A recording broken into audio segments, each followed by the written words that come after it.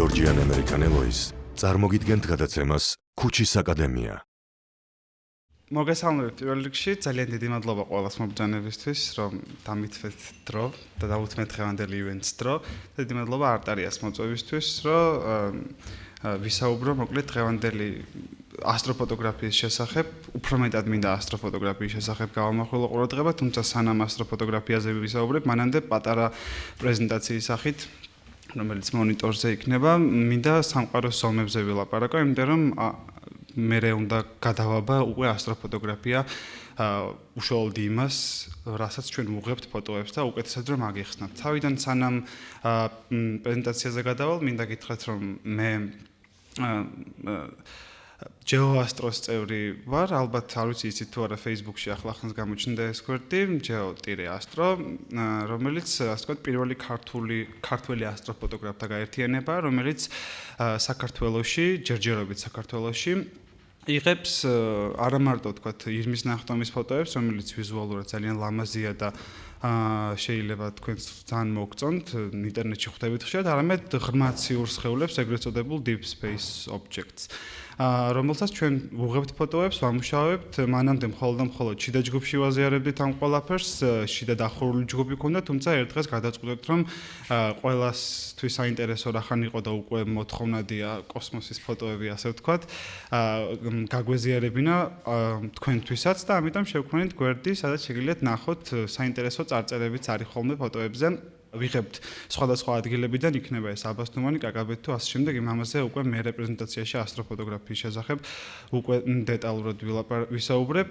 ჩვენი GeoAstro შედგება დაახლოებით 10 ადამიანისგან და ჩვენი ამ სფეროს მასწავლებელი, რადგან პირველი ასტროფოტოგრაფი საქართველოში დავით თვალი იყო, რომელიც სხვათაშორის National Geographic-ის ჟურნალიდან გავიცანი, მანამდე არ ვიცნობდი და არ ვიცოდი მისი არსებობის შესახებ, ის გვასწავლის და გვიზიარებს ჩვენს გამოცდილებას. ამიტომ რახან რაღაცა გამოცდილება და ცოდნა დაგვიგროვდა ჩვენ, ამიტომ ვცდილობ ჩვენ უკვე გაგიზიაროთ სათითაოდ ყველა ცალ-ცალკე თქვენ ბავშვებს, მოზარდებს და ასე შემდეგ. ამას უკვე კარგახანი ავაკეთებთ, ეს პირველი საჯარო ლექცია ჩემი არ არის, მანამდეც პატარა ბავშვებს ვკითხავდი ასტროფოტოგრაფიაზე და თქვა სამყაროს ზომებთან დაკავშირებით პრეზენტაციას და მოკლედ დავიწყოთ უშუალოდ პრეზენტაცია. სანამ გადავალ პრეზენტაციაზე, პირდაპირ ყოველთვის ტრადიციად მეკცა საუბრის დროს განვასხვაო ეს ორი ფუნდამენტურად სხვადასხვა რამე, ასტროლოგია და ასტრონომია, იმიტომ რომ ხშირად ერევა ხალხს ერთმანეთში და გონია რომ იმ სფეროებს, ანუ საერთო ინტერესები აქვს და ერთი და იგივე რაღაცას სწავლობს, ეს ორი სულ სხვადასხვა რადიკალურად განსხვავებული მოვლენა ასტროლოგიის და ასტრონომიის სახით. მიუხედავად იმისა, რომ მე-16 საუკუნემდე ასტრონომია და ასტროლოგია ერთმანეთისგან სქიზმა არ მომხდარა, მანამდე უკვე მე-16 საუკუნის მერე გაიყო ეს ორი სფერო ერთმანეთისგან, ასტროლოგია ალბათ ყველა მისის და ალბათ ყველა მეთანხმება, რომ ეს არ არის საერთოდ მეცნიერება, ის ფსევდომეცნიერება, ტყუილზე დაფუძნებული მოძღვრება, რომელსაც არც ერთი სამეცნიერო საზოგადოება ამას არ აღიარებს და ყველა მიცის, ალბათ შეიძლება daily horoscope-ი თქვენს გქონდეთ გამოწერილი რომელიმეს Facebook-ში იმის იმედად, რომ თქვათ ორშაბათს თმა შეიჭრით თუ არა, თუმცა დამერწმუნეთ არაფერზე ეს არასდროს არ ამართლებს, ტყუილია. რაც შეეხება ასტრონომიას, თავის მხრივ ასტრონომია ზუსტი ფაქტებით გამყარებული მეცნიერებაა, რომელიც აღიარებულია, რა თქმა უნდა, სამეცნიერო წრეების მიერ და შეისწავლის სამყაროს ყველაზე ალბათ კარგად გულისხმობ კოსმოსს და ასე შემდეგ. სამყაროს შესწავლის ერთ-ერთი ძალიან კარგი საშუალებაა და მიმზიდველი საშუალებაცაა. ესე იგი, ეს არის ჩვენი დედამიწა, ყველა მიცით და ალბათ ყველა ცნობთ.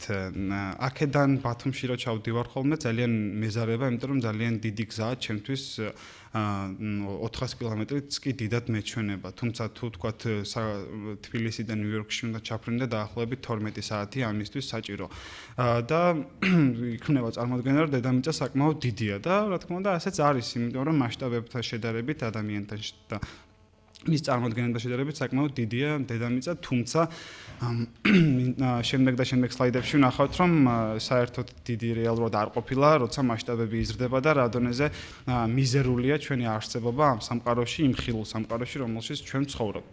ეს არის ჩვენი პლანეტა დედამიწა, ერთადერთი პლანეტაა ჯერჯერობით მზის სისტემაში, რომელზეც სიცოცხლე არის და სხვა სისტემებში სამწუხაროდ არაფერი ინფორმაცია ჩვენ არ გვაქვს სიცოცხლის არსებობის შესახებ.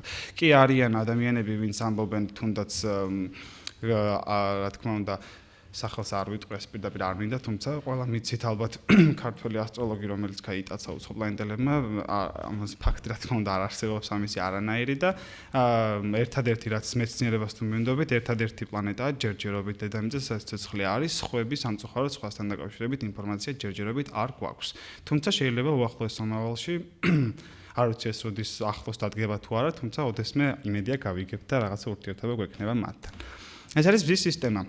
არ ვიცი ჩანს თუ არა პრეზენტაცია მონიტორზე არის პატარა წითლად გაფერადებული ესე თქვა დედამიწა, რომელიც მზის სისტემაში საკმაოდ როგორც ხედავთ პატარაა და შეიძლება დიდად რომ გეჩვენებოდათ, ახლა ხედავთ რომ მზის სისტემაში როგორი მიზერულები ვართ, იმიტომ რომ არსებობს სხვა პლანეტები, არსებობს თქვა ორბიტები, რომელიც მზის გარშემო ბრუნავს პლანეტები და ხედავთ რომ გაცილებით უფრო პატარები ვართ ამ სამყაროში, უბრალოდ მზის სისტემაში მარტო აქედან რომ დავიწყოთ, თუმცა როგორც კი შემდეგ და შემდეგ გადავალ სლაიდებზე ვნახავთ რომ ჩვენი პლანეტა სულ იკარგება საერთოდ თვალსაჩინოში და ხედავთ რომ არსებობს მზის ვარსკვლავს შორისი სამეზობლო.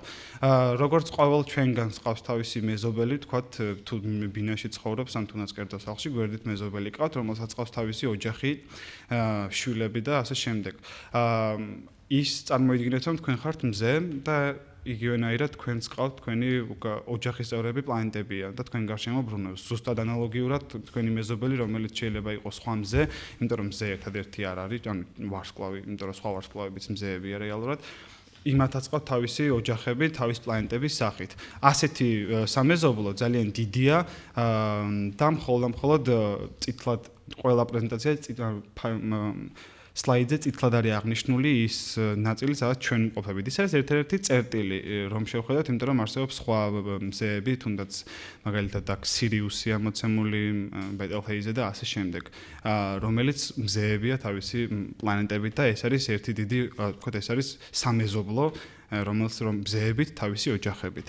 შემდეგი სლაიდი ეს არის გალაქტიკა ირმის ნახტომი, ჩვენი გალაქტიკა ეს არის კომპიუტერული მოდელირება, იმიტომ რომ ჩვენ გალაქტიკას გარედან ვერ დავაკვირდებით ფიზიკურად. თუმცა ეს არის დაახლოებითი კომპიუტერული მოდელირება, როგორი შეიძლება იყოს ჩვენი გალაქტიკა და სად ვიმყოფებით ჩვენ, ანუ ის მზის ვარსკვლავ სამეზობლო, რომელიც მე თქვენ ახლა გაჩვენეთ, არის ზუსტად იმ ერთ პატარა წერტილში მოქცეული, რომელსაც ახლა თქვენ აქ ხედავთ.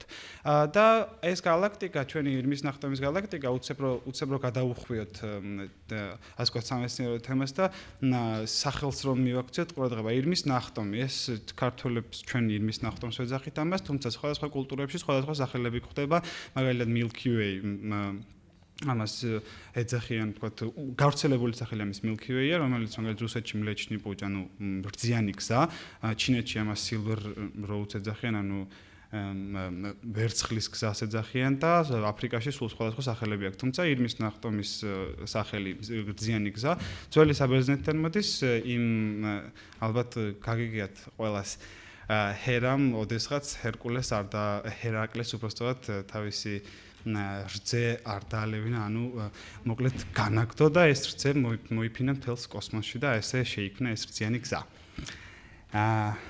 ეს არის ჩვენი გალაქტიკა ირმის ნახტომი, რომელშიც სულ ერთ პატარა სულ პატარა ნაწილი ვართ ჩვენ, ის ვარსკვლავები, მზეები, რომელიც მე თქვენ ახლა გაჩვენეთ. ეს არის ადგილობრივი ჯგუფი. მასშტაბები რო გავზარდოთ, ზუსტად იგივე ადგილობრივი ჯგუფი შედგება სხვადასხვა ნისლეულებისგან, სხვადასხვა გალაქტიკებისგან, ეს იქნება M31 გალაქტიკა, ანდრომედას გალაქტიკა, M32, M101 და ასე შემდეგ. ეს სხვადასხვა გალაქტიკები, სხვადასხვა ციური ობიექტები, სხეულები, რომელიც მოცემულია ამ სლაიდზე, ეს არის ერთი ადგილობრივი ჯგუფის შემადგენელი ნაწილი, რომელშიც თავის მხრივ შედის გალაქტიკები, თავის მხრივ შედის მე მზის ადგილობრივი ჯგუფები, მზე, დედამიწა და ასე შემდეგ. ეს ნელ-ნელა ნაბიჯ-ნაბიჯ იზრდება ეს ყველაფერი. ქალწულის ზეგროვა. ქალწულის ზეგროვა არის ის ზეგროვა, რომელშიც ვიმყოფებით ჩვენ და ნებისმიერი წერტილი, რომელსაც აქ თქვენ ხედავთ, თეთრად რომელიც არის, პატარა წერტილებისგან შედგება, ის წერტილები რეალურად ყველაფერი არის ადგილობრივი ჯგუფები, რომელშიც შედის გალაქტიკები. ანუ ეს არის ადგილობრივი ჯგუფი, რომელიც მოიცავს გალაქტიკებს და ეს წერტილი არის ადგილობრივი ჯგუფები, რომელიც თავის მხრივ კიდევ გალაქტიკებს მოიცავს, მზეებს, პლანეტებს და ასე შემდეგ. თუმცა, როგორც კი მასშტაბები იზრდება, აღმოჩნდება, რომ ქალწულის ზეგროვა ზუსტად ერთი წერტილის სახით შეგვიძლია ავიღოთ და აღმოჩნდება, რომ ეს არის ადგილობრივი ზეგროვების რაოდენობა, ეს ქალწული გველის მჭერის ზეგროვა, ვთქვათ, თეზევსის და თევზების დაახლოებით ასეთ სახელი ყავს და არ მახსოვს ზეგროვა და ასე შემდეგ. სახელებია, რომელშიც მოცემულია ეს ზეგროვები და ასე ნელ-ნელა უკან-უკან ყოველთვის წარმოედგინეთ შემდეგ სლაიდზე. და ეს არის ჩვენი ხილული სამყარო, რომელიც ამას ხილულს იმიტომ ეძახით, რომ რეალურად სამყარო ყოველ წამს ახლაც ფართოვდება, ეს კოსმოსური ინფლაციის სახელით არის ცნობილი, რომელიც დიდი აფეთქებიდან დაახლოებით 10-36 ხარისხის დროში გაგრძელდა. კოსმოსური ესე ვთქვათ, კოსმოსი იზრდება, ან გულისხმობ ფართოვდება, სამყარო ფართოვდება და რეალურად ხილული სამყარო ამას იმიტომ ქვია, რომ სინათლე გაფართოებიდან ვერ ასწრებს ჩვენამდე მოსვლას, ჩვენ მის აღქმას ვერ ვასწრებთ და ამიტომ რეალურად იმას ვერ ვხედავთ, თორემ იქაც არის რაღაცა, რასაც მერე და მერე დავინახავთ, ოღონდ ეს მერე და მერე როდის დადგება ნამდვილად არ ვიცი, ძალიან შორი მომავლის ამბავია, თუმცა ხილული სამყარო საკმაოდ დიდია და ის ჩვენი სამყარო არის 14 დაახლოებით 14.3 ან ზოგი როგორ მოიხსენებს, ზოგი როგორ, თუმცა გავრცელებული არის 14.3 მილიარდი წლის. ეს არის ჩვენი ხილული სამყარო. უკეთესი ვიზუალისტვის პატარა ვიდეოა 4 წუთიანი დაახლოებით 3 წუთიანი, რომელიც უკეთესად აღწერს ვიზუალურად თუ სად ვართ ჩვენ და რას წარმოადგენთ ამ სამყაროში. ორი ყველაზე გავრცელებული ან მარტონი ვართ ყველა სამყაროში, რომელიც ძალიან შემზარავია, ან მარტო არ ვართ, რომელიც უფრო შემზარავია. არ ვიცი, ნახოთ თქვენ ყველას ინდივიდუალური წარმოდგენები გაქვთ და რწმენა, რამდენად მარტო ვართ სამყაროში ან არ ვართ. ეს არის ჩვენი დედამიწა, მე თავისი თანამგზავრით ერთადერთი მთვარით, რომელიც ორბიტას ჩანს აქ მზის გარშემო ბრუნავს, ის სხვა პლანეტების ორბიტებიც არის მოცემული, მაგალითად მთვარე ზოგს 63 ყავს, ზოგს 62, ეს იქნება იუპიტერი, თქვა სატურნი და ასე შემდეგ. ნელ-ნელა გადის უკან ეს ყველაფერი, ხვდებით რომ ეს მზე არის თუ ერთი პატარა წერტილი, ეს არის ჩვენი გალაქტიკა, ირმის ნახტომი, რომელზეც მანამდე გესაუბრეთ და ხედავთ რომ სულ ერთ პატარა წერტილში ვართ მოქცეული ეს სხვადასხვა მზეები, რომელზეც ასე ვილაპარაკეთ, ახლა კადრი უკან გავა და ნახავთ თუ რამდენად პატარა ვართ, პატარა ადგილს ვიკავებთ ამ ძალიან დიდ სამყაროში. ეს არის ჩვენი გალაქტიკა ირმის ნახტომი. და ირმის ნახტომის ცენტრში მოქცეული ძალიან დიდი შავი ხვრელი. ეს არის ჩვენი გალაქტიკა ირმის ნახტომი, თუმცა ძალიან დიდია იმ მასშტაბებით, რომელიც თქვით, თუმცა ნელ-ნელა ნახავთ, რომ ყველაფერი უფრო პატარავდება ეს ჩვენი გალაქტიკაც, მოდის მე სხვა გალაქტიკები, აი ხა კადრში შემოვა ანდრომედას გალაქტიკა 71, რომელსაც გითხარით, ეს არის ადგილობრივი, ასე ვთქვათ, ჯგუფი გალაქტიკების, რომელიც უკან-უკან რომ წავიდეთ, ანუ გულისხმობ რომ მოვშორდეთ, აღმოჩნდება რომ აი ეს გროვები, რომელიც მე თქვენ გითხარით, მე ქალწულის ზეგროვა და საერთო ჯამში ხილული სამყარო. და ამ ეს ვიდეო ძალიან კარგი მაგალითია იმისთვის, ახლავე გეტყვით რისთვის საკმარისია კადრი მიბრუნდეს უკან და აგიხსნით რატომ. ეს არის აი ეს ხილული სამყარო, რომელზეც საუბრობდით, ყველაფერი ნებისმიერ წერტილებად არის აღნიშნული, თუმცა მერწმუნეთ ეს მხოლოდ წერტილები არა, ამაში გაცილებით უფრო დიდი გალაქტიკებია, თავისი ვარსკვლავებით, მზეებით, ოჯახებით და ასე შემდეგ. ნელ-ნელა უბრუნდებით, მოდივართ გამოთ და უბრუნდებით ჩვენს სამშობლოს, დედამიწას და ხვდებით, რომ აი მაგალითად ყველაფერი ამ სამყაროში შედგება სულ პატარა ნაწილაკებისგან. ყველაფერი პატარა ქმნის ერთ რაღაცა დიდს და ზუსტად ყველაფერი აი ატომებიდან იწყება და რო დაუბრუნდეთ დაახლოებით ასეთი კადრი გვხდება, ჩვენ ვართ ატომების სამყარო, ატომების სამყაროში. ნელ-ნელა უკან ჩადის ყველაფერი და სულ ატომებამდე დადის. რომელიცგანაც რეალურად შედგება მთლიანი ჩვენი სამყარო. შემდეგ ეს არის ძალიან კარგი ამბავი, რომელიც მოლოდინის ძალიან დიდი ხანია გვაქვს, იმიტომ რომ 2018-ში უნდა გაეშვათ ჯეიმს ვების კოსმოსური ტელესკოპი, რომელიც ჩვენს ერთ-ერთ ყველაზე ისტორიაში ყველაზე დიდ ტელესკოპზე, ჰაბლზე გაცილებით უფრო მძლავრი და ძლიერია. თუმცა გადაიდო რამოდენიმეჯერ ამის გაგზავნა და დაახლოებით 2020 წლისთვის იგეგმება ამის გაგზავნა კოსმოსში და იქნება ყოველთვის დედამიწის ჩრდილში, ანუ მზე მას არასდროს არ შეაწუხებს და მერე ვიტყვი რატომ აწუხებს ზოგადად ფოტოგრაფიასა და დაკვირვებას მზე. ეს არის კოსმოსური ტელესკოპი ჯეიმს ვები, რომელიც 18 სარკისგან შედგება, რეფლექტორია ეგრეთ წოდებული. ეს უბრალოდ მინდოდა პოპულარიზაცია მეცნიერების, რამდენად მოკლედ მაგარი რამეა, ახლავე გეტყვით, ეს არის კურიოზიტი, რომელიც მარსზე დავსვით. 2 წელი იყო გზაში დაახლოებით 2 მილიარდიანი პროექტი იყო კურიოზიტი და დაახლოებით 7 წუთი როგორც კი მიუახლოვდა მარსს და უკვე შევიდა მარსის ატმოსფეროში 7 წუთი იყო განსაზღვრული ვადა დაჯდებოდა ან არ დაჯდებოდა წყალში ვარდებოდა თუ არა 2 წლიანი პროექტი და ამხელა თქვა დაფინანსება თუ არა როგორც კი კურიოზიტი დაჯდა მარსზე ეს იყო პირველი რეაქცია ასე ვთქვათ იმ ადამიანების, ვინც ეს გაგზავნდა, ამაზე ამდენი ხანი მუშაობდნენ და ამდენი ხანი ამას ელოდებოდნენ. ანუ ეს ფილმებშიც გინახავთ ალბათ კოლექტიური აჟიოტაჟი და სიხარული, როცა რაღაცა გამოვა ან გადაარჩენენ თქვათ მარსზე ადამიანს და ასე შემდეგ. მოკლედ ფილმებიდან რომ ფილმებში გინახავთ ალბათ, ეს არის ჩილეს ძალიან მძლავრი ტელესკოპი very large telescope რაღაც ასე დაახლოებით ასე ქვია, რომელიც უკვე დედამიწიდან აკვირდება იმ სამყაროს, რომელიც თქვა ჩვენ გარშემო, იმიტომ რომ ასეთი მძლავრი მექანიზმი სატანა სამწუხაროდ იქ ჯერ არ შეგვეძლო და დედამიწის პირობებში მოგვიწევდა ამის თქვა დაკვირვება და ეს არის ძალიან კარგი ტელესკოპი ჩილესში რატომ ამასაც გეტყვით მერე და ეს არის ჩვენი ჰაბლი, რომელიც კოსმოსშია, რომელიც იკვლევს სამყაროს უკვე ძალიან დიდი ხანია. ჰაბლთან მუშაობა ძალიან რთულია, გულისხმობ იმას, რომ ძალიან დაკავებულია ჰაბლი, მოკლედ ყველას ინდივიდუალურად უნდა ამაზე მუშაობა, არიან თქვათ მეცნიერები, რომელსაც უნდათ ჰაბლი გამოიყენონ როგორც საშუალება დააკვირდნენ თქვათ იმას, რაც მათ ექსპერიმენტისთვის გამოადგებათ, ამიტომ ჰაბლი არის ძალიან დაკავებული, რომ ვინმე კავშირი კონდეს მასთან და გამოიყენოს თავისთვის, თუმცა ერთხელ მეცნიერებმა გარისკეს და 10 დღე ძალიან დიდი რიცხვია ეს 10 ჰაბლისთვის, 10 დღე ცის ერთ ნაწილს მიუშვირეს, ერთ პატარა ნაწილს მიუშვირეს, და გადაწყვიტეს, რომ 10 დღის განმავლობაში ეს პატარა ნაწილი გადაეღოთ.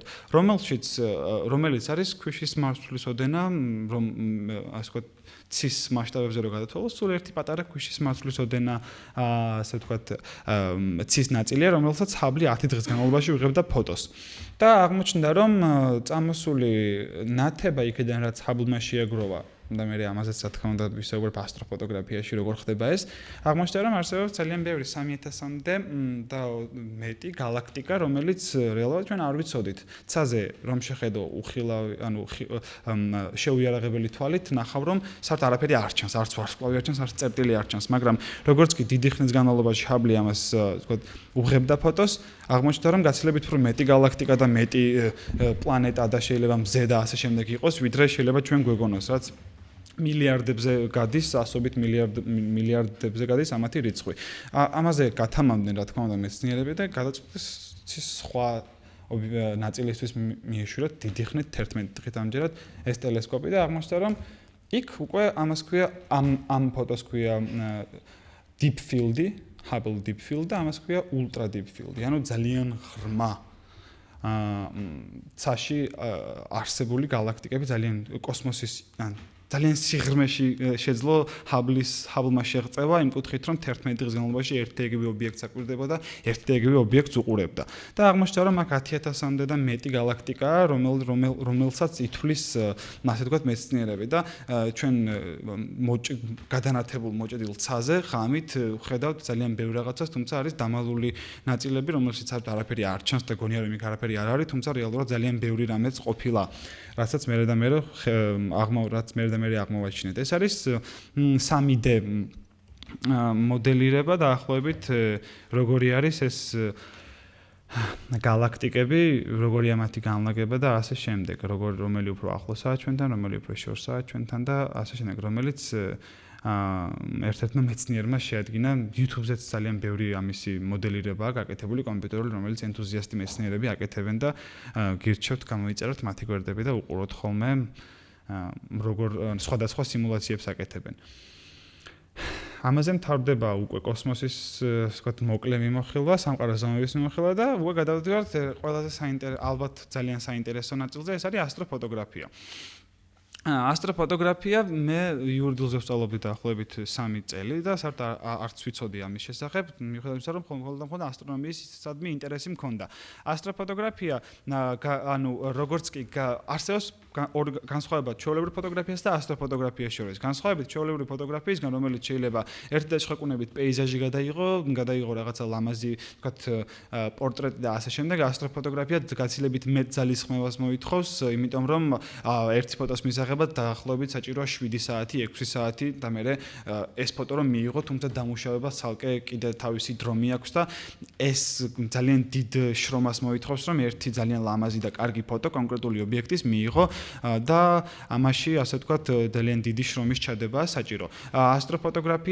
ასტროფოტოგრაფიის საჭიროება გაჩნდა მაშინ, როცა უკვე მოთხოვნა გაჩნდა მოთხოვნა ადამიანებში, რომ რა სწავლობენ მეცნიერები, ანუ რა არის, რას უღებენ, რომელი galaktikებია, როგორ გამოიყურება და ასე შემდეგ. მე თავიდან იყო დაახლოებით 1946 წელს პირველი სპირალური galaktika, რომელიც აღმოაჩინეთ M51 მორევის galaktika, უკვე მაშინ ძალიან ახლა უყურებ ძალიან ცუდი ფოტოა და მგონია რომ რა მაგარი ვარ, რომ მე ასეთი შედარებით უკეთესი ფოტო მაქვს და ისინი როგორ იღებენ galaktikis, როცა ასეთი უკეთესი, მაგრამ ტექნიკის განვითარებასთან ერთად, ტექნიკის პროგრესთან ერთად იზრდება ხარისხი ფოტოების და ხარისხი ინფორმაციისა, რომელსაც ჩვენ ამ ობიექტებიდან ვიღებთ. ესე იგი, რატომ ასტროფოტოგრაფია?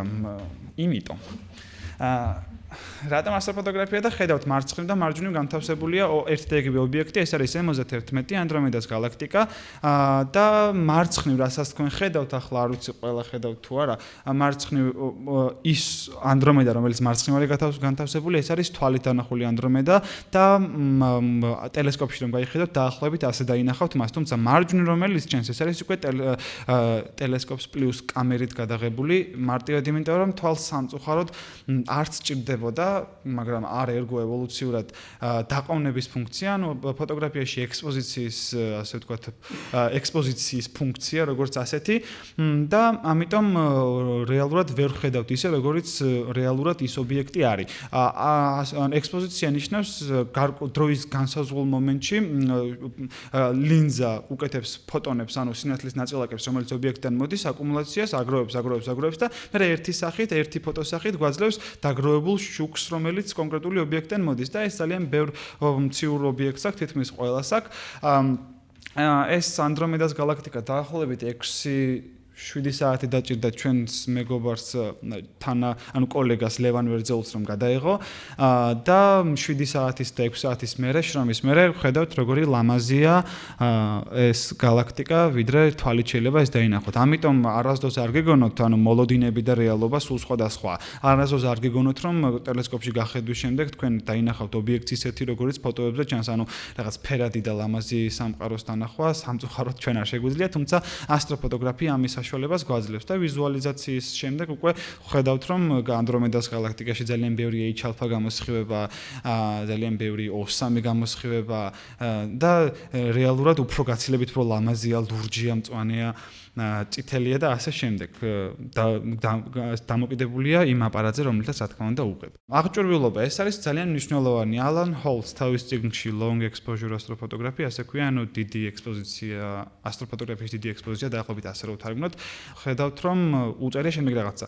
ანუ რაც უფრო ძვირია ტექნიკა, მით უკეთესია ხარისხი ფოტოსი. სამწუხაროდ თუ საბედნიეროდ არ ვიცი, ეს არის მარტივი პოსტულატი, ანუ საჭიროა კარგი სადგარი, ანუ მაუნტი, რომელსაც მარჯვნივ ხედავთ, კამერა, რომელსაც მარცხნივ ხედავთ და ქვემოთ ტელესკოპი, რომელიც ქვემოთ არის მოცემული და ეს ძალიან კარგი იქნება თუ სადგარი იქნება კომპიუტერიზირებული მაუნტი, ანუ ეკვატორიული მაუნტი არის ორი ტიპის, ალტაზიმუტი და არის ეკვატორიული მაუნტი. პირველი მხოლოდ აზიმუტზე, ან ბრუნავს მხოლოდ ზემოთ და ქვემოთ ეკვატორს ვერ ადევნებს თვალყურსკენ ვერ ადევნებს ეკვატორის მიმართულებით მოძრავ ობიექტებს კარგად და ამიტომ ვერ იღებს ფოტოს, ამიტომ ის იდეაში ვიზუალური დაკვირვებისთვის გამოიყენება მხოლოდ რომ გახედა ობიექტს. რაც შეეხება ეკვატორიულ მაუნტს, ანუ სადგარს, ეს არის მაუნტი, რომელიც საკმაოდ ძვირი ღირს, ამიტომ რომ ამას თავისი კომპიუტერ თქვათ წვდომა კომპიუტერთან, იმას თავისი გირები მოყვება რომ დააბალანსოს ის აღჭურვილობა, რომელიც ზემოთ დგას და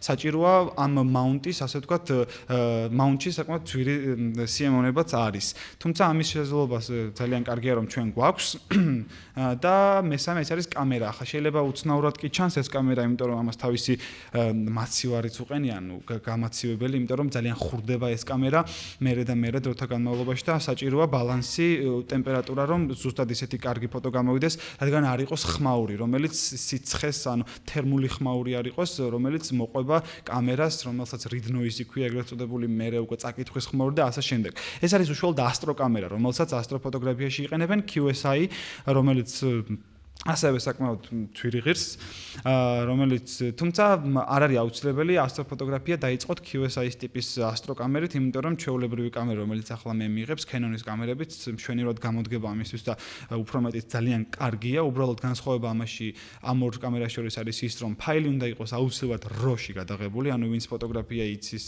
დაახლოებით მიხვდება, რასაც გულისხმობ, არის JPEG-ი და არის RAW. პირველი ეს არის შეიძლება ჩვეულებრივი ფოტო გადაიღოთ, თუმცა ხარისხი ექნება შედარებით დაბალი, რო გაცილებით მეტ ხარისხს იძლევა, თუმცა გაცილებით მეტი მახსოვრობა და ასე ვთქვათ, მეხსიერება სჭირდება, რომ ის გადაიღო, იმიტომ რომ ძალიან დიდი მოცულობისაა. ასტროკამერას პლუსი ის აქვს, რომ RAW ფაილებს იღებს კონკრეტულად მორგებული ასტრონომიისთვის, ასტროფოტოგრაფიისთვის და შესაბამისად დაბალი მახსოვრობა ჭირდება, იმიტომ რომ მოცულობა ფოტოსი, რომელსაც ეს იღებს, არ არის ისეთი დიდი, რომ ვერ დაიტიო და ასე შემდეგ. და ამ კამერებს ეგ პრობლემა ექნება, თუმცა არც რეალურად ეგ არის პრობლემა, იმიტომ რომ ჩიპები და ძალიან ბევრი რამე არის გამოგონილი იმისთვის, რომ ტექნოლოგიურ თვალსაზრისით რომ ეს პრობლემა მოაგვაროთ. ეს არის სამი ძირითადი აღჭურვილობა, რომელიც საჭიროა და ტელესკოპი, რა თქმა უნდა, მაგალითად ტელესკოპი, რომელიც ძალიან კარგია, ეს არის TS80 APO, ჩვენ ამას მოფერებით SAPO-ს ვეძახით და მეორე ჩვენი ტელესკოპი, რომელთაც ფოტოებს ვიღებთ, ეს არის Takahashi, ანუ გერმანელი და იაპონელი ის მეგობრები ჩვენი, რომელთაც ძირითადად ფოტოებს ვიღებთ თუმცა ამის გარდა არსებობს Celestron ძალიან კარგი ფირმა ტელესკოპების, რომელიც ძალიან კარგი ხარისხის ფოტოებს იღებს, რომ ამჟამად დვალი ჩვენი კოლეგა აბას თუმანშია და ფოტოებს იღებს და არა მარტო დვალი, სხვა ჯგუფის წევრებიც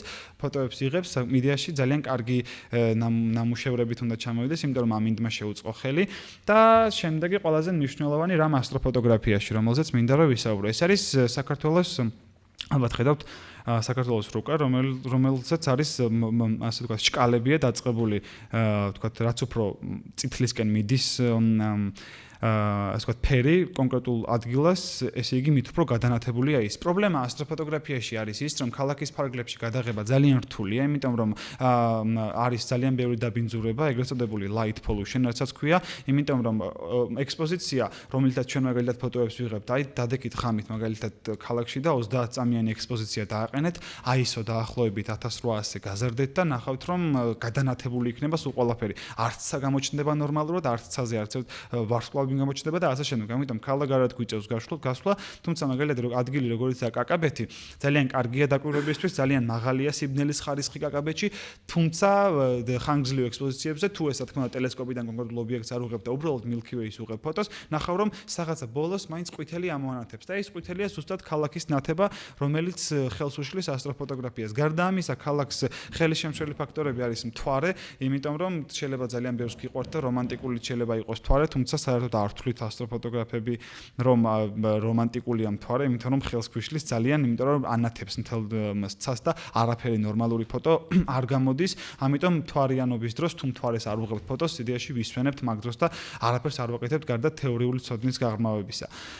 და ასევე ძალიან მნიშვნელოვანია ტურბულენტობა, რომელიც ცაში ყოველთვის არის, ანუ ცხელი ჰაერი, რომელიც ასფალტიდან ადის, მანქანები დადის, გამონაბოლქვი და ასე შემდეგ, ცამდას ვიწყებს ლიბლივს. რომ წარმოიდგინოთ, აი გათბობა ვისაც აქვს სახში, ან თუნდაც ასანთი რომ აანთო და ზემოთ დააკვირდე, როგორ ლიბლივს ვიწყებს ცხელი ჰაერის მერე, ცხელი აირების მერე, როგორ ვიწყებს ლიბლივს და გამჭვირვალე ისეთი აღარ არის ჰაერი. და ამიტომ მაგალითად იუპიტერის გადაღების დროს ძალიან რთულია იუპიტერს რო გადაუღო თბილისის პირობებში, იმიტომ რომ თელი ცალიბლივებს, იმიტომ რომ თელი სიცხე რომელიც გროვდება დილით ღამით ცაში ადის, ასე ვთქვათ და იუპიტერი იწყებს საშინელ ლიბლივს და არ გამოდის ნორმალური ფოტო, ამშრეულია ფოტო და ამიტომ ქალაგარად გვიწევს გასვლა. ამისთვის ძალიან კარგია ჩვენი პერსპექტივები და რო ველაპარაკო დაბასტუმანი ძალიან კარგი ადგილია, არა მარტო ვთქვათ რომ ცას დააკვირდე, თუნდაც ძალიან კარგი რეკრეაციული ზონა მინიმუმ და პარალელურად იმისა რომ ვთქვათ ცას დააკვირდები შეძლებ მაგალითად დაისვენო კიდევაც და ძალიან კარგი ადგილია. გარდა ამისა ვიღებთ ბაზალეთიდან, დავითგარეჯიც ვიყავით უბრალოდ და კაკაბეთი. ეს ნაწილები საიდანაც ვიღებთ ხოლმე ფოტოებს ჩვენ, თუმცა აბასთუმანი არის ყველაზე რეკომენდირებული ამ თვალსაზრისით. რაც შეეხება უკვე გადავდივართ დამუშავებაზე. რამდენად მნიშვნელოვანია დამუშავება. ყველაფერი მოდის დამუშავებიდან, იმიტომ რომ თავიდან სლაიდებზე ჩანს გადაღებული სურათების მომზადება, ანუ პირველად ვიწყებთ ფოტოებს, ანუ იდეაში სულ 3 ფილტრით უნდა გადაიღო ფოტო. ეს არის RGB, ანუ ვინც ფოტოგრაფიაში იყო, ასევე ისიც ალბათ გარკვეული იქნება, რას ნიშნავს RGB, ანუ ცალ-ცალკე სპექტრი, ცალ-ცალკე უნდა გადაიღო უკეთესი ფოტოს მისაღებად. არის თუნდაც პირდაპირ გადაიღებ, რომელსაც ყველას თანაბრად აღიქვამს, მაგრამ მაგალითად როგორც არის H-alpha გამოსხივება, საერთოდ ვერ აღიქვამს იმას თუნდაც Canon-ის ლინზები, ანუ ვერ აღიქვამს ამას კარგად, იმიტომ რომ გამოსხივება სულ სხვანაირად სპეციალური ფილტრი ჭირდება, ამიტომ ნებისმიერი ობიექტი, რომელსაც H-alpha გამოსხივება აქვს, საჭიროა სპეციალური ფილტრით გადაღება. ამიტომ ამას უკვე ასტროკამერა აკეთებს და არა ეს ჩვეულებრივი კამერები. თუმცა ამითაც შეიძლება ძალიან კარგი ფოტოები გადაიღო, თუნდაც ორიონის თანავარსკვლავედში ორიონის ნისლეულს რომ გადაუღო, მაგრამ საჭიროა სპეციალური ასტროკამერა, იმიტომ რომ გადაიღო red, green, blue, ანუ მწვანე, ლურჯი, წითელი სპექტრების ცალ-ცალკე ფოტო. მაგალითად მიჩნეულია ასტროფოტოგრაფებში, რომ არის შემდეგი ვარიანტი გადაღების ფოტოსა. აი მაგალითად ვიღაცა იღებს 900 წამიან ექსპოზიციას, ანუ 900 წამი ერთ და იგივე ობიექტს უღებს და მე ამას ერთმანეთთან აწებებს, ან არის 900 წამიანი თქვათ 40 ფოტო, ან არის თქვათ 300 წამიანი 70 ფოტო. ანუ დამოკიდებულია თვითონ ასტროფოტოგრაფზე ვის როგორ და პრეფერენციების ამბავია, თუმცა უკეთესი და რეკომენდებული არის თქვათ და ჩვენ ასე ვიღებთ, რომ ძალიან დიდი ექსპოზიცია რაც შეიძლება მაქსიმალური უკვე ხმაური რომ შემოსვლას იწყებს, იქ რომ გაჩერდეს დრო და 900 წამიანი თქვათ დვალსაც გადაუღია 900 წამიანი ექსპოზიციები 2 წუთიანი, 3 წუთიანი, 10 წუთიანი და ასე შემდეგ. თუმცა რაღაცა ზღვარი არის მანდაც. იღებ ძალიან ბევრ თქვათ ასეთ ფოტოს, მე ერთმანეთთან აწებებ, ასე ვთქვათ, სურათების გაერთიანება ფერების მიხედვით ხდება. მაგალითად იღებ 20 მწვანე ფილტრის ფოტოს, 20 წითელს, 20 ლურჯს, მე ამათ ცალ-ცალკე ერთმანეთს შეაწებებ. და ყველა სურათის გაერთიანება ხდება საბოლოო ჯამში, ანუ დაგროვებული, გაერთიანებული მწვანე, ლურჯი, წითლის ერთად შეკრება, რომ მიიღო უკვე ფერი. და მე ამის დამუშავება. უკეთესი მაგალითისთვის, რომ ავიღოთ, ეს არის შავ სასაც ხედავთ, ეს არის თავდაპირველი მოცემულობა, რომელიც ფოტოსახით შეიძლება, ანუ რო გადაიღებ, იქნება ასეთი დაახლოებით და არაფერიც არ ჩანს, ანუ პირდაპირ ისე ძალიან კარგად არ ჩანს. მაგრამ RAW files რომ იმიტომ აქვს უპირატესობა, რომ აქ რეალურად ძალიან დიდი ინფორმაციაა, რომელიც შეიძლება რომ ამას ჩვენ ამოკაჩოს ვეძახით, რომ ამოკაჩოს სტრეჩინგის საშუალებით არის სხვადასხვა აპლიკაციები, არის დამწყები ასტროფოტოგრაფებისთვის Deep Sky Stacker-ი, რომელიც უფასოა და შეგვიძლია გადმოწერო, ასევე Maxim DL5, თუმცა რაც უფრო მაღლადი ხარ და მეტი ხარისხის ფოტოს მიღება გინდა, ხარისხიანი ფოტოს მიღება გინდა, იზრდება, ასე ვთქვათ, აპლიკაციების რაოდენობას და ფასიც აპლიკაციების. ყველაზე კარგი ეს არის PixInsight-ი, რომელთაც ამუშავებენ Hubble-ის ფოტოებს, რომელთაც ამუშავებს ასევე დვალი თავის ფოტოებს. და არა მარტო დვალი, ლევან ვერძელი და ლაშა ებიტაშვილი, ეს ჩვენი სამი მეგობარი და კოლეგა, რომელიც იღებენ ფოტოებს. და ესე იგი ხდება შემდეგნაირად. ვიღებთ ფოტოს, რომელიცაც არაფერი არ ჩანს. და რეალურად სამივე განცალკევებულად ცალკე ფილტრში გადაღებულია ფოტო. მე ერთმანეთთან იმას stacking-ს ვუკეთებ, ანუ ვაწებებ ამ ყველაფერს და საბოლოოდ მიღებულია წითელი, ეს ყველაფერი რეალურად შავ-თეთრია, თუმცა შეერთების შედეგად გამოჩნდება ფერები. ეს არის შავი, უბრალოდ ლურჯი, მწვანე და წითელი.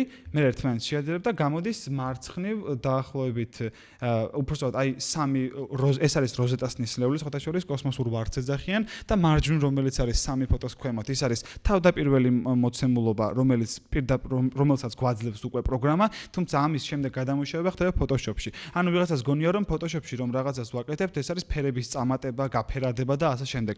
არაფერს ჩვენ არ ვაფერადებთ რეალურად, Photoshop-ს აქვს ძალიან კარგი ფუნქცია RAW-თან მუშაობის, RAW ფაილებთან მუშაობის და შეუძლია RAW ფაილებიდან ამოქაჩოს ასევე ის სინათლე, ის კარგი, ვთქვათ, ის ნაწილი, რომელიც გინდა რომ ფოტოზე გამოჩნდეს. ზუსტად აქედან უკვე ამის მერე ვიღებთ Photoshop-ში დამუშავების შედეგად ვიღებთ ფოტოებს და საბოლოო ჯამში როზეტას კოსმოსური ვარდის ნისლეულის საბოლოო ფოტო არის ასეთი. და ეს არის დაახლოებით 4-დან 5 საათამდე ექსპოზიცია, ანუ 4 და 5 საათი უღებდნენ ამ ფოტოს სხვადასხვა სპექტრებში, რომ გამოჩენილიყო ისეთი, როგორცაც თქვენ ახლა ხედავთ. მუშავდება PixInsight-ში, სტეკინგი ხდება და საბოლოოდ ბოლო ნედლი მასალის უკვე გადამუშავება, ფერების ამოწევა და ისეთის გახდა, ანუ ისეთი უნდა გახადო, როგორც რეალურად არის. ამაში გვეხმარება უკვე Photoshop-ი.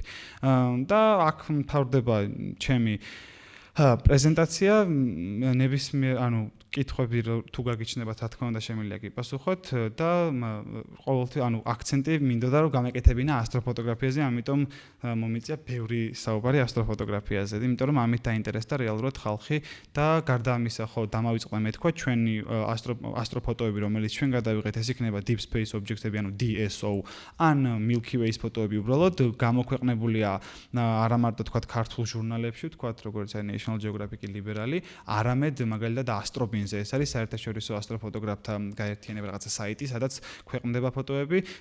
არა, ანუ შეიძლება ნებისმიერმა ატვირთოთ აქ საუბარია იმაზე, რომ Picture of a Day, ანუ დღის ფოტო რომ გახდა და AAPOD, ანუ ეს არის მეორე ძალიან დიდი მასშტაბური საიტი, Amateur Astrophotography of the Day ქვია, ანუ ეს არის ასევე ძალიან დიდი მიღწევა ჩვენი ჯგუფისთვის. დავით ვალსაც გამოუქვეყნეს ფოტო, მან 2-ჯერ თუ 3-ჯერ მგონი ბევრჯერ და ლევან ვერძეულსაც ასევე Flickr-შიც მოხვდა და ძალიან ბევრგან ხვდება ეს ჩვენი ფოტოები, ამიტომ ძალიან ბევრი უცხოელი ესე ვთქვათ მომხმარებელი წავს ჩვენ გვერდს და ძალიან ბევრი ჩვენი მეგობარი, რომელიც უცხოელია, ძალიან კარგ ფოტოებს იღებს და იქედან ვსწავლობთ რეალურად. ჩვენც ახლა კიდევ სწავლის ფაზაში ვართ, იმიტომ რომ ყოველ დღე ახალ-ახალი რაღაცები ირკვევა, ყოველ დღე უკვე სამეცნიერო ინდუსტრია, გულისხმობ ფოტო ინდუსტრია იცვლება, მაგალითად გახა ასტროფოტოგრაფია შემოვიდა, ასე ვთქვათ, მოდაში და გახდა, ანუ ტენდენცია წამოვიდა ასტროფოტოგრაფიის, ამიტომ ამას ერგება უკვე სხვადასხვა კომპანიები, გულისხმობ Canon, Nikon, Sony და ასე შემდეგ. უკვე უშვებენ იმ ფოტოებს, რომელიც აპარატებს, რომელიც მორგებული იქნება ასტროფოტოგრაფიისთვის, რომელსაც ძალიან კარგი აღქმის საშუალება იქნება, მაგალითად Sony A7S ძალიან კარგი აპარატია, Canon 6D, Nikon D750, რომელთაც ჩვენ ვიღებთ. და ძალიან კარგია და ძალიან მაგარ ფოტოებს იღებს მოკლედ. და ეს მინდა და სულ მეთქვა, მე GeoAstros, ასე ვთქვათ, ყველა ჯერზე ვახსენებ, იმიტომ რომ მაქსიმალურად მინდა რომ პოპულარიზაცია მოხდეს არა მარტო ამ სფეროსი, გულისხმობ ასტროფოტოგრაფიის, არამედ ზოგადად ასტრონომიის და მეცნიერების და ნებისმიერ შემთხვევაში გაგიზიარებთ ჩემ ცოდნას ნებისმიერს, რაც უნდა კითხვა გაგიჩნდეთ, თუ რა თქმა უნდა ამაზე ინფორმაცია მექნება. თუ არ მექნება, ერთად მოვზებნოთ და ერთად გავარკვიოთ რა და როგორ. ანუ მე როგორ გითხარით, არსებობს ასტროკამერები. ასტროკამერებს თავისი ის აქვს, რა ქვია, შიგნით ჩამონტაჟებულია პატარა მოწყობილობა, რომელიც ფილტრები ასე განთავსებულია და ის ატრიალებს რეალურად. როცა ერთი ფილტრი მორჩება ერთ კონკრეტულ დავალებას, რომ გადაიღოს ამდენი ფოტო, მერე უკვე დაატრიალებს ის პატარა მოწყობილობა მექანიზმი, გადადის მეორე ფილტრზე. რეალურად ამას ასტროკამერა აკეთებს და არა ჩვეულებრივი კამერა. ანუ ჩვეულებრივი კამერაში ეგ ფუნქცია სამწუხაროდ არ არის და ამას მხოლოდ ასტროკამერების საშუალებით იღებ ცალ-ცალკე ფოტოებს, რომ მე ერთად შეაწებ. ანუ იშლება ასტროკამერაში და არა ჩვეულებრივ ფოტოაპარატში. საშუალება არის, უბრალოდ მანუალურად უნდა ცვალო ყველა ფილტრი. უბრალოდ ასტროფოტოგრაფიაში ვერ გამოგადგება, იმიტომ რომ უნდა სწრაფად წავიდეს, თორემ ნებისმიერ ხო. ხო და პლუს ამას დამავიწყდა მეთქვა, მაუნტი, ანუ რახან ყველა მისით რომ დედამიწა ბრუნავს, ცაც რა თქმა უნდა ყოველთვის 30 კილომეტრ წამში დედამიწა ასე ბრუნავს და ცაც ბრუნავს აქედან გამომდინარე. ამიტომ მაუნტი გამოიყენება იმისთვის, რომ კონკრეტულ ობიექტს მიადევნოს ტელესკოპი, ანუ იმ მაუნტმა და ამისთვის გამოიყენება, იმიტომ რომ არ მიადევნო, წარმოიდგინე 30 წამის განმავლობაში ფოტო ამზღვრული გამოდის, ობიექტები გადღაბნილია და საერთოდ არ არის ისეთი ლამაზი, როგორიც უნდა იყოს. ამიტომ არის მაუნტი გამოიყენება და ამიტომ არის მნიშვნელოვანი მაუნტი. და ძვირი. შავი ხვრელის დაფიქსირება ჩვენ მოცემული ტექნიკით რაც ახლა ჩვენ გვაქვს გულისხმობა ამ ფოტოაპარატით ვერ დავაფიქსირებთ ვერანაირად, იმიტომ რომ ამას გაცილებით უფრო დიდი ინვენტარი ჭირდება და გაცილებით უფრო ანუ დაფიქსირებული რა ფოტოს სახით რომ მიიღო ყველაფერი რაც დღემდე მოცემულობაში რაც გვაქვს ხო ის ფოტოები ყველა კომპიუტერული მოდელირება არც ერთი არ არის ნამდვილი და დაახლოებითი მოდელია როგორი შეიძლება იყოს შავი ხვრელი იმის მიხედვით შექმნილი. ანუ ასე რომ გადაუღო ვერა, იმიტომ რომ ერთადერთი რაც ჩვენ შევამჩნიეთ იყო ვარსკვლავების გალაქტიკის ცენტრში ვარსკვლავების სწრაფი მოძრაობა რაღაც კონკრეტულ მომენტში და ის ჩავთვალეთ რომ იქ იყო შავი ხვრელი და ის ანუ აქედან გამომდინარე ვიცით რომ იქ შავი ხვრელი თუ რამის დამადასტურებელი ფოტო არ გვაქვს. თუმცა ბოლოს რაც წავიკითხე, ანუ ძალიან დიდი ტელესკოპები უნდა იდეაში უნდა ააშენონ სხვადასხვა ადგილებში და მიწაზე, რომელიც შეკრავს ერთ მთლიანს და მაგით შეიძლება დანახვა შავი ხვრელის ანუ უკეთესი ვიზუალიზაციაო, მაგრამ ჯერ არ ვიცი, ცოტა შორი პერსპექტივაა და ძალიან დიდ თანხებთანაა დაკავშირებული. ყველა სინათლეში თან თქავს და ვერ დაინახავ. ანუ იმის გარდაქმნა ხდება მე რეალურად. ისე ანუ უკეთესი მოდელირება ამის რეალურად, ანუ ვერ დაინახავ ხო, იმიტომ რომ ნებისმიერი სინათლის სხივსაც კი ყლაპავს. ამიტომ ყველაფერი ანუ შავი ხვრელი შავია და ნუ არ ჩანს კოსმოსში მithumetes. მაგრამ უბრალოდ ანუ დაახლოებით უკეთესად შესწავლა არა, ანუ არაფერი ყველაფერს ყლაპავს რეალურად. არაფერი ვერაფერთ ვერ დაინახავ სამწუხაროდ. როგორ? ხო, ეხლა უკვე გვესმის, ხო, გრავიტაციული ტალღებს. როგორ? ხო, ერთადერთი ისე რაღაც გამრუდებული ნაწილი შეგიძლია, ხო, ანუ მაგრამ ამით ვერ შეკრავ, მაინც ანუ როგორც ასეთი, აი ეს როზეტას ნისეული რომ არის, ისეთად ვერ გამოჩნდება. გრავიტაციული ტალღები კარგი ის იყო გამახსენა ლევანმა, აი ზუსტად გრავიტაციული ტალღების მეშვეობით შეიძლება შავი ხვრელის მოსმენა. და არა თანახვა. ანუ გრავიტაციული ტალღები, რომელიც ჩვენამდე მოდის, იმათ დაფიქსირება ფრეკვენცი, როგორ არის ქართულად. სიხშირის გარდაქმნა ხმაში და ხმის მოსმენა უკვე რა ტიპის გრავიტაციული ტალღები როგორი ხმა შეიძლება იყოს, ანუ რეალურად ჩვენ ახლა სამყაროს ვუსმენთ. იმიტომ რომ ფოტონი მახინჯდება სანამ აქამდე მოვა, ხან სხვა ამრუდებს, ხან რა ამრუდებს, ხან რა. ამიტომ დროთა განმავლობაში ის ინფორმაციას თავდაპირველად კარგავს, თუმცა გრავიტაციული ტალღები ამას არა და თავდაპირველი ინფორმაციას გვაძლევს ზუსტად და მისი ხმაში სიხშირის გადაკონვერტირება ხმაში გვაძლევს ერთ ძალიან სასაცილო ხმას. ჯეოასტრო რო იქნებოდა, მაშინ მე არანაირი განათლება არ მქონდა ფოტოგრაფიაში და ნელ-ნელა ვისწავლე კოლეგებისგან. თუმცა ახლა უკვე ანუ არის ჯეოასტროს ჯგუფი და არის public ჯგუფი, რომელიც ყველასთვის ხელმისაწვდომია იდეაში.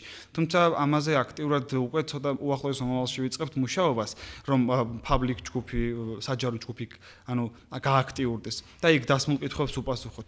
ნებისმიერ შეუძლია ასტროფოტოგრაფიით დაინტერესდეს მიუხედავად მისი ცოდნისა. ანუ არ არის პრობლემა, რომ ადამიანმა თქვა არ იცოდეს ფოტოგრაფიაში რაღაც ამას ნელ-ნელა ისწავლეს. უბრალოდ ერთადერთი არის ის, რომ არც ერთი რაღაც იმის გამოტოვება არ არის რეკომენდირებული, რომ არც ერთი პატარა გაკვეთილი ან თუნდაც რაღაცა პოსტი რო იწერება, თქვა რა ეს როგორ არის და რანაირად არის, ანუ ყველამ უნდა მიადევნოს თვალყური, იმიტომ რომ ერთ და იგივე კითხვები ისმევა ხშირად და ნუ ერთ და იგივე კითხვებზე პასუხისგაცემა ხშირად უკვე მოსაწყენიც ხდება. ამიტომ რაღაცა ისეთი სისტემატიური ხასიათი უნდა მივცეთ იმას, რომ ვიღაცებმა რაღაცები ისწავლონ, რაღაცები დავბეჭდოთ, გულისხმობ დავწეროთ ან ჩიდა ჯგუფში ან გარეთ გვერდზე და ასე შემდეგ. თუმცა ნებისმიერ დროს შეგიძლიათ გვერდზე მოგწეროთ კონკრეტული, თუნდაც მაგალითად ძალიან ბევრი გვწერს. კი, რამდენად შეუძლია გახდეს წევრი, უბრალოდ მხოლოდ ჯერჯერობით public ჯგუფის წევრი გახდა, იმიტომ რომ იქ რეალურად იქ ცოტა რთულია იქ მოხვედრა, იმიტომ რომ უკვე რაღაც ჯგუფი შეიკრა და ძალიან დიდი ცოდნა არის საჭირო, თუმცა აქაც შეიძლება ყოველთვის დაგეხმარები და პრობლემა არ არის ნამდვილად.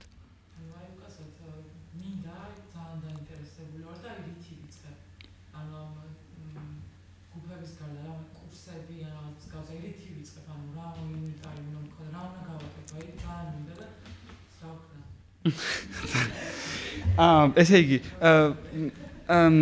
რაც შეეხება ძალიან კარგია რომ ძალიან გინდათ რა უნდა ქნათ და უბრალოდ არის რაღაცები წიგნები რომელიც შემიძლია მოგაწოდოთ თქვა სათაურები შემიძლია მოგზადოთ ამ წიგნები კონკრეტულად ასე არ გვაქვს რაც გვაქვს იმას ჯერ კიდევ ჩვენ ვკითხულობთ ან ვიყენებთ ანუ წიგნები უნდა წაიკითხოთ რაც უშუალოდ რაც ამას ეხება ის პირველი ალან ჰოლის წიგნი რომელიც მე თქვი ძალიან კარგად ხსნის რა არის საჭირო რისთვის როგორ არის საჭირო ფასები როგორ მერყეობს და ასე შემდეგ ანუ პირველ რიგში რაც არის საჭირო არის კარგი კამერა რომელიც და ჩვეულებრივი სადგარია ესეთი სადგარიც საკმარისია რომ დამწყება გადაიღოთ Milky Way-ის ფოტო და ძალიან ლამაზი ფოტო რო გამოვიდეს და რაც უფრო სიღრმეში შეხვალთ მე უკვე მეტი ინვენტარია საჭირო და მეტი ასე ვთქვათ თანხებთანაცაა დაკავშირებული თუმცა დამწყები რომ გინდათ რომ დაიწყოთ ამის უბრალოდ კამერაა საჭირო და სადგარი არა ჯერჯერობით არა. ჯერჯერობით მხოლოდ ჰობის დონეზეა და ამის კომერციალიზაციასთან არანაირი კავშირი ჯერჯერობით არ გვაქვს. თუმცა სამომავლოდ რა თქმა უნდა რაღაც მსგავსი იქნება ალბათ, მაგრამ უბრალოდ ახლა ჩადებული ფული ტელესკოპებში და ამ ასე ვთქვათ ინვენტარში მხოლოდ ინდივიდუალური სურვილიდან გამომდინარეობს და არანაირი ჯერჯერობით კომერციული მოგება ამას არ მოყვება. თუმცა რატომაც არა მე და მე შეიძლება პლაკატების ლამაზი ფოტოების დაბეჭდა და ასე შემდეგ და გამოგვრა.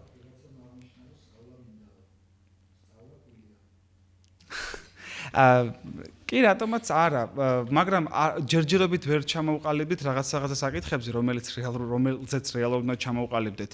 რა ტიპის კომერციალიზაცია უნდა მოხდეს ამის, გულისხმობთ ასე სასწავლო იქნება ეს თუ თქვათ ფოტოების მოპრინტვა, გაყიდვა და ასე შემდეგ. არ ვიცით ჯერჯერობით ამაზე უნდა ჩამოვყალიბდეთ, თუმცა ძალიან ბევრმა ითხოვა რომ აი გვინდა ჩვენც და გამოყვებით და რაღაც ფინანსური მხარე პრობლემა არ არის და ასე შემდეგ. უბრალოდ ჯერჯერობით მართლა არ ვიცით, იმიტომ რომ ამაზე ასე ღრმად ჯერ არ გვილაპარაკია კომერციალიზაციაზე, იმიტომ რომ ჯერ კიდევ საიტის გაკეთებას ვეგმავთ, ჯერ კიდევ ანუ მაგათ ცოტა უკლია რაღაცები მაქამდე რომ კომერციალიზაცია მოხდეს ჯევას დროს.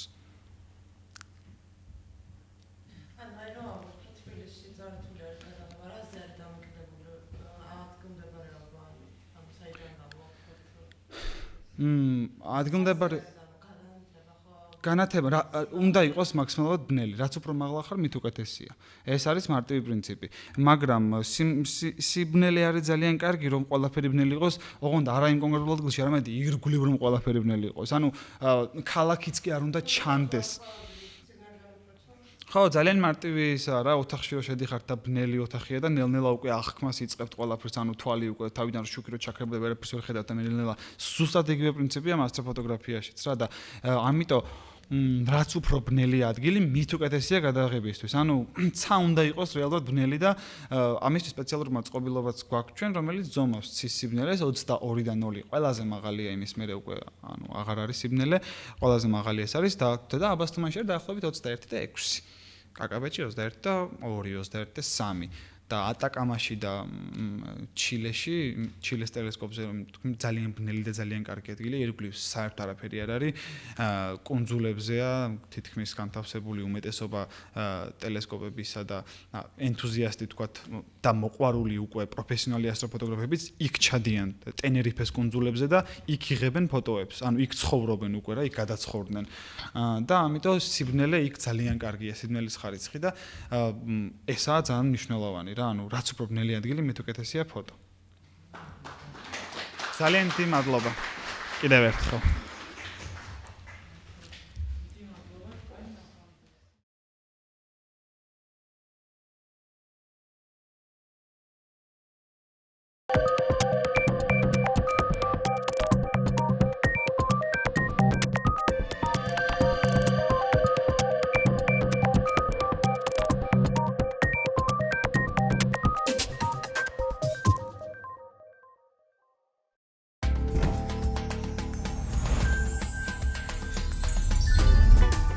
ჯორჯიან ამერიკანელოის წარმოგიდგენთ გადაცემას ქუჩის აკადემია.